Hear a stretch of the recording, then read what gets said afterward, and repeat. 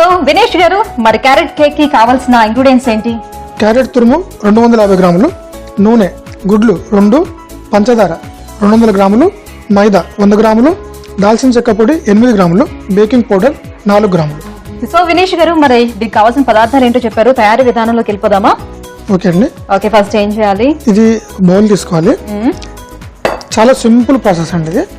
ఎక్కువ అడావుడి పడి టెన్షన్ పడి కలుపుకొని ఇవన్నీ ఎగ్ బీట్ చేసుకోవాలని టెన్షన్ ఏం లేదు. చాలా సింపుల్ అండ్ ఈజీ ప్రాసెస్ అన్నమాట. అంటే నార్మల్ కేక్ తయారు చేసుకునే మెథడేనా? సేమ్ మెథడే, బట్ ఇది డిఫరెంట్ మెథడ్ అనమాట. అవునా? డిఫరెంట్. ఓకే, కేక్ లాంటిదే కానీ కేక్ కాదన్నమాట. డిఫరెంట్ అనమాట. ఫస్ట్ ఎగ్స్ తీసుకోవాలండి.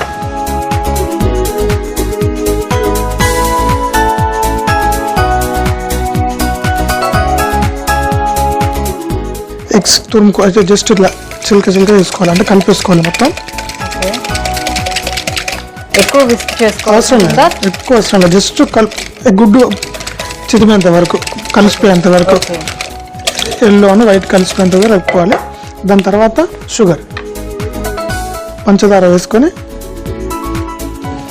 ఈ షుగర్ ఉంది కదండి, ఒకవేళ లావు షుగర్ అయినా వేసుకోవచ్చు, మన ఇంట్లో రెగ్యులర్గా వాడుకునే షుగర్ అయినా వేసుకోవచ్చు. అది వేసుకుంటే కొంచెం ఎక్కువసేపు కలపాల్సి వస్తుంది, అది కరిగేంత వరకు. ఆ పంచదార కరిగేంత వరకు. పెద్ద స్పటిగా ఉంటే ఒకసారి మనం గ్రైండ్ చేసుకుని వేసుకోవచ్చు, లేదు అనుకుంటే కొంచెం ఎక్కువసేపు తీసుకుంటే బెటర్. సింపుల్ గా కలిపేసుకొని అయిపోయింది. గుడ్డు పంచదార కలిసిపోయింది కదా. దీని తర్వాత నూనె మనం మామూలుగా చేస్తారా? దీంట్లో బటర్ రాదనమాట. ఓకే, జనరల్ గా మనం కేక్ తయారు చేసుకునే ప్రాసెస్ లో ఏంటంటే బటర్ యాడ్ చేస్తాం, బటర్ తర్వాత మనం షుగర్ యాడ్ చేస్తాం, తర్వాత ఎగ్స్ ఒక్కొక్కటిగా కలుపుకుంటూ వస్తాం, తర్వాత మైదా పిండి యాడ్ చేస్తాం.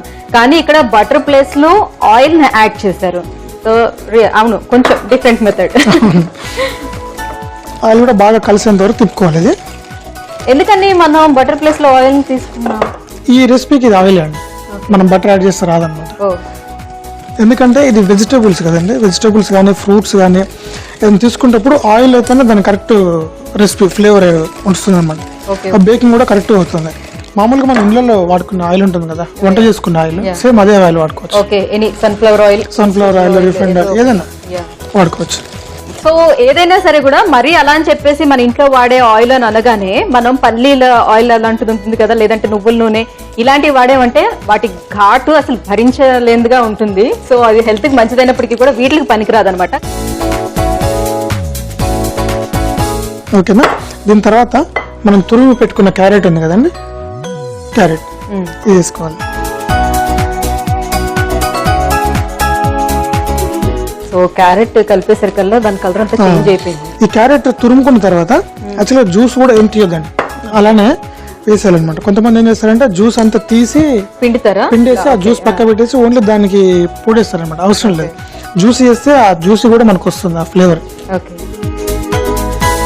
ఇప్పుడు అయిపోయిందండి. ఈ మైదాలో మనం బేకింగ్ పౌడర్ తీసుకున్నాం కదా, బేకింగ్ పౌడర్ వేసుకోవాలి, సిన్నమన్ పౌడర్. సో దాల్చిన చెక్క పొడి చాలా ఘాటుగా ఉంటుంది కదా. అవునండి, అంటే మరీ ఎక్కువ వేసుకోవద్దు, రెసిపీ ప్రకారం వేసుకోవాలన్నమాట. ఒక స్పూన్ ఎవరు ఎక్కువ వేసుకుంటే ఘాటు ఎక్కువ అయిపోతుంది అనమాట. ఓకేనా, ఇలా కలుపుకున్నాం కదా, దీంట్లో వేసేసుకోవాలి.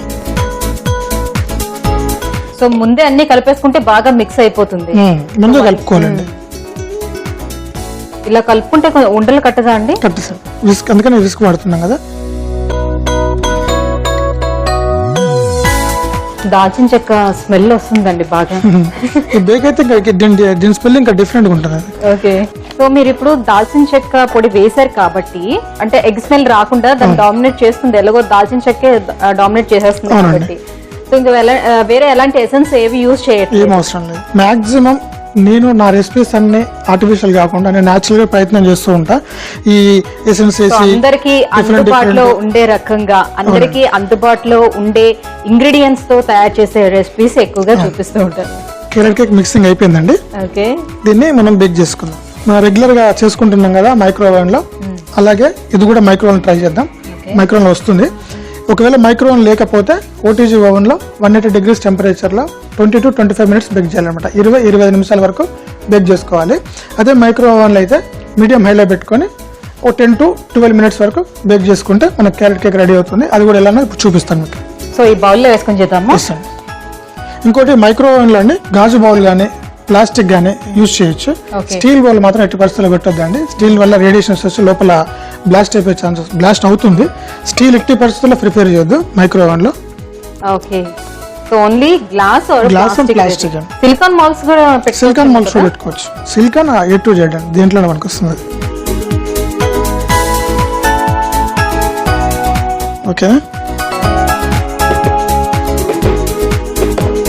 ఇది మనం ఇప్పుడు మైక్రోవేవ్ లో బేక్ చేసుకుందామండి. అది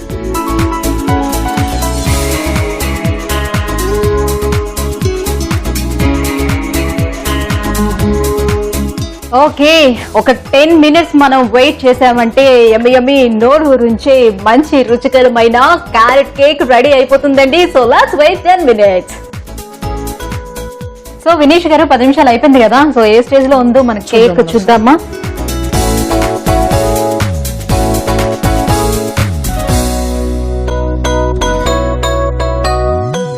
చూస్తుంటే చాలా మెత్తగా వచ్చినట్టు అనిపిస్తుంది. చాలా సాఫ్ట్ గా ఉంది. ఈ సైడ్ లో కంటుకుంటుంది కదండి, ఇట్లా చేసేద్దాం.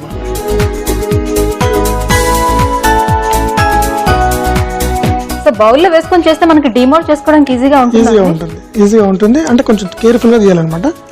హీట్ వేడిగా ఉంది కదా. క్యారెట్ కేక్ రెడీ అయిపోయింది కదండి. మన సర్వింగ్ ప్లేట్ తెచ్చుకొని ఒకసారి సర్వ్ చేసుకుందాం. అది ఓకే,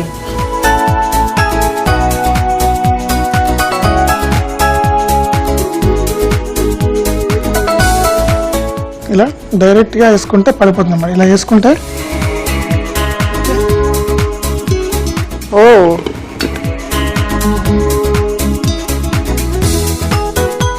ఈ బౌల్ లో వేసుకునే ముందు డీమౌల్డ్ చేయడానికి అనుకూలంగా ఉండేటప్పుడు మామూలుగా మనం ట్రే లో వేసుకునేటప్పుడు ఏదైనా గ్రీస్ చేసుకుంటాం కదా. గ్రీస్ చేసుకుంటాం కానీ ఇది ఏంటంటే బాగా లిక్విడ్ ఉంది కదా. లిక్విడ్ ఆల్రెడీ ఆయిల్ కూడా ఎగ్స్ ఉన్నాయి కాబట్టి ఇది చాలా కొంచెం కేర్ఫుల్ గా బేక్ చేసుకోవాలి. ఇది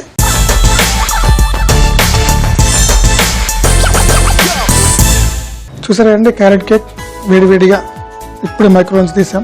తెలుస్తుందండి స్మెల్ ఇలా గుమ్మాలిస్తుంది అనమాట. ఎట్లా అంటే మీరు వేసిన సిన్నమన్ పౌడర్ ఏదైతే ఉందో దాల్చిన చెక్క పౌడర్, దాని స్మెల్ ఎక్కువ తెలుస్తుంది. సో తింటే క్యారెట్ టేస్ట్ కూడా మేబీ తెలుస్తుందేమో. సో చూసారు కదండి, క్యారెట్ హల్వా, వేడివేడి క్యారెట్ హల్వా రెడీ అయిపోయిందండి. ఎప్పుడు కూడా క్యారెట్ తో మనం లైక్ క్యారెట్ గాజర్ హల్వా లాంటిది మనం తయారు చేసుకుంటూ ఉంటాం. సో క్యారెట్ హల్వానే కాకుండా కేక్ ని కూడా తయారు చేసుకోవచ్చు అని ఈ రోజు మన వినేష్ గారు చూపించారు. సో ఇది టేస్ట్ ఎలా ఉండబోతుందో కూడా రుచి చూసి చెప్తాను. అయితే దీనికన్నా ముందు దీనికి కావాల్సిన పదార్థాలు, తయారు చేసుకునే విధానం ఇంకొకసారి చూసేద్దాం. క్యారెట్ కేక్ కి కావాల్సిన పదార్థాలు: తురిమిన క్యారెట్ 250 గ్రాములు, నూనె 128 గ్రాములు, గుడ్లు 2, పంచదార 200 గ్రాములు, మైదా 100 గ్రాములు, దాల్చిన చెక్క పొడి 8 గ్రాములు, బేకింగ్ పౌడర్ 4 గ్రాములు. క్యారెట్ కేక్ తయారీ విధానం: ముందుగా ఒక బౌల్ తీసుకొని అందులో 2 గుడ్లు తీసుకొని విస్క్ తో బాగా కలపాలి. అందులో పంచదార వేసి కలిపి ఆ తర్వాత ఆయిల్ వేసి బాగా మిక్స్ చేయాలి. ఆ తర్వాత క్యారెట్ తురుమును వేయాలి. తర్వాత మైదా, దాల్చిన చెక్క పొడి, బేకింగ్ పౌడర్ వేసి కలపాలి. ఈ మిశ్రమాన్ని ఒక బౌల్లో తీసుకొని మైక్రో ఓవెన్ లో 10 నుంచి 15 నిమిషాల పాటు బేక్ చేసుకోవాలి. లేదా ఓటీజీ ఓవెన్ లో అయితే బేకింగ్ ట్రే లో ఈ మిశ్రమాన్ని వేసుకొని 180 డిగ్రీల సెంటీగ్రేడ్ లో 20 నుంచి 25 నిమిషాల పాటు బేక్ చేసుకుంటే నోరూరించే రుచికరమైన క్యారెట్ కేక్ రెడీ.